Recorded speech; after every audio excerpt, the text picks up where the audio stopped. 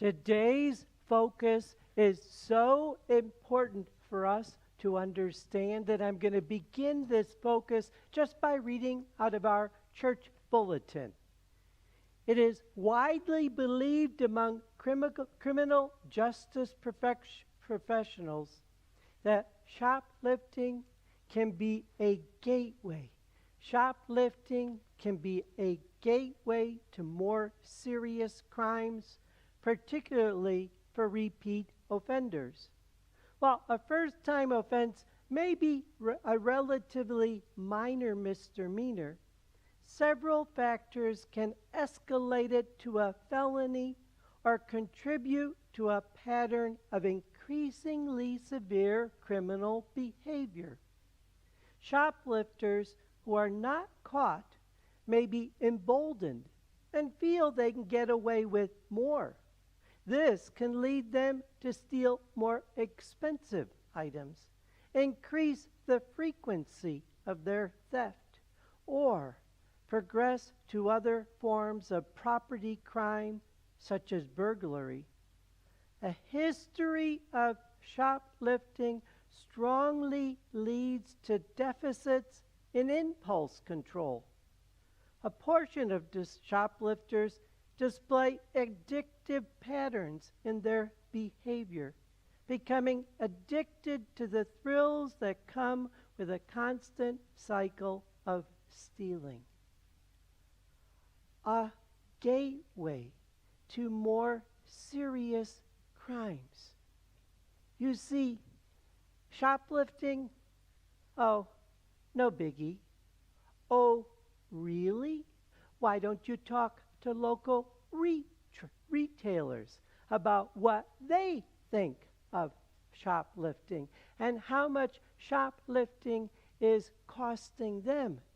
But the reality is, even these minor infractions cost the person who is committing them.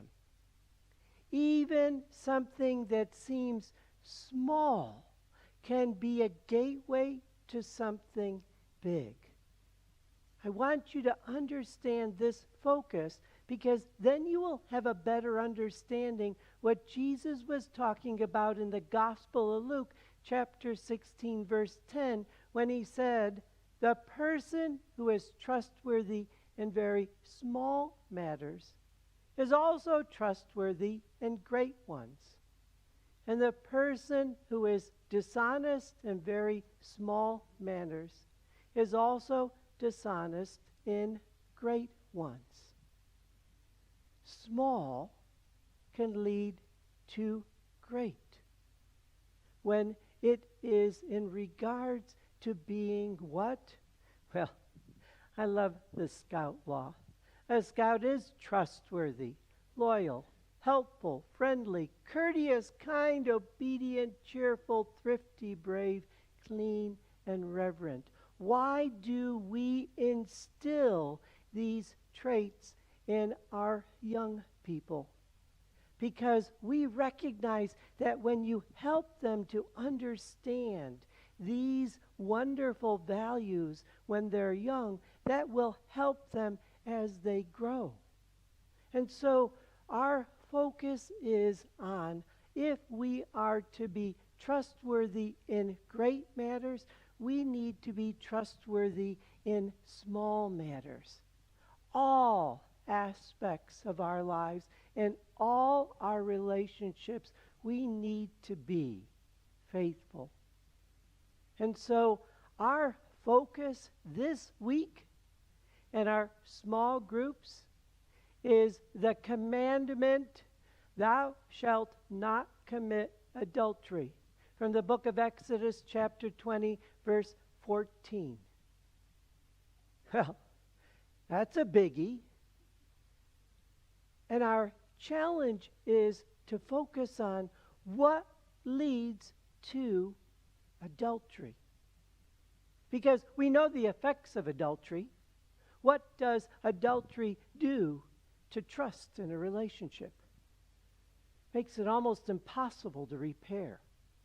We know what adultery does to relationships, to families, to society. But the challenge is reflecting on what leads to adultery. What were all those small misdemeanors that led up to adultery? Because the commandment is, thou shalt not commit adultery. And too often people see that as black and white. Well, I haven't done that one. I can check that one off my list. Well, I remember somewhere where Jesus Christ says that if you look at someone lustfully, you're committing adultery with your eyes. Okay, how many of you can check that one off your list? Jesus is saying that even minor act of looking at someone lustfully is committing adultery with your eyes, because it's that minor act. If you objectify a person, if you demean a person by judging a person in their appearance and how that appearance affects you, is that eventually going to contribute to greater crimes? Because I love the way that Jesus handled the woman caught in adultery. We kind of know that story a little bit, don't we? So the woman was caught in adultery. So Jesus turned to those who were about to stone her and said, let the one of you who has not committed adultery cast the first stone, right? Don't nod yet, because that's wrong. Jesus didn't say, let the one of you who has not committed adultery cast the first stone. Jesus said, let the one of you without sin cast the first stone. Sin. Any sin. Any sin. No matter how small or how big. I mean, adultery, grave sin. Mortal sin. But the reality is, even those little sins, the venial sins, they add up kind of like straws on a camel's back. We know that. So even those little sins can contribute eventually to breaking our back and leading us to the graver sins. So he said to them, let the one of you without sin cast the first stone. And notice what he said to the woman caught in adultery. He did not say to her, don't commit adultery ever again. Remember what he said to her? Go and sin no more. The Lord is commanding her to avoid any of those steps that would eventually lead to adultery. So the reality is, when it comes to these grave sins like committing adultery, what we are reflecting on is what puts us at the premises, that whatever you call that word. Here. This thing. Oh, slope. Let's call it that. What puts us at the top of that slippery slope? What puts us at the top of that slippery slope? What are those things in our life that cause us to be at the edge, to get ready in taking that dangerous step? Step back. Let us really do a good examination of what are those small little misdemeanors that we aren't really reflecting on how they will lead us to grave matters. And as we define those in our lives, step back from the slippery slope. Step back. For the Lord wants us to be faithful in all matters, big and small. And the Lord wants us to be faithful in all our relationships, all our friendships, with everyone with whom we're in contact with.